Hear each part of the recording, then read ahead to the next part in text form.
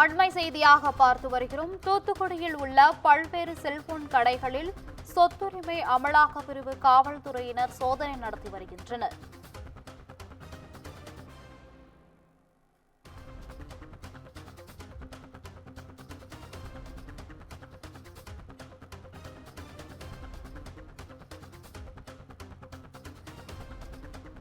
IPhone, apple செல் நிறுவனங்களின் போலியான பொருட்கள் விற்பனை செய்யப்படுகிறதா என சோதனை நடத்தி வருகின்றனர்.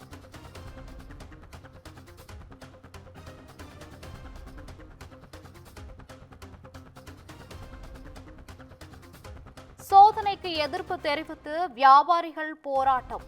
மத்தியபாகம் காவல்துறையினர் பேச்சுவார்த்தையில் ஈடுபட்டுள்ளனர்.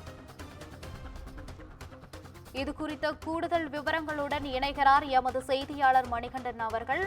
வணக்கம் மணிகண்டன், கூடுதல் விவரங்களை தரலாம். வணக்கம் கோகிலா. தூத்துக்குடி பள்ளிவாசல் பகுதி அருகே அமைந்துள்ள தெற்கு புதுத்தெரு உள்ளிட்ட பகுதிகளில் 300க்கும் மேற்பட்ட செல்போன் விற்பனை செய்யும் கடைகள் மற்றும் செல்போன் பழுதுபார்க்கும் கடைகள், எலக்ட்ரானிக் கடைகள் அமைந்துள்ளது. இந்த நிலையில் இன்று பிற்பகல் நெல்லையில் இருந்து செயல்படும் அறிவுசார் சொத்துரிமை அமலாக்க பிரிவு காவல்துறைக்கு தூத்துக்குடி மாநகர பகுதியில் அமைந்துள்ள பல்வேறு செல்போன் உதிரிப்பாகங்கள் விற்பனை செய்யும் கடைகளில் போலியாக ஐபோன் மற்றும் ஆப்பிள் நிறுவனங்களின் செல்போன் உதிரிப்பாகங்கள் விற்பனை செய்யப்படுவதாக தகவல் கிடைத்தது. இதைத் தொடர்ந்து அறிவுசார் சொத்துரிமை அமலாக்க பிரிவு காவல்துறை ஆய்வாளர் பியூலா தங்கரத்னம் மற்றும் சிறப்பு உதவி ஆய்வாளர் முருகன் தலைமையிலான காவல்துறையினர் தூத்துக்குடியில் உள்ள பல்வேறு செல்போன் கடைகளில் சோதனை செய்தனர்.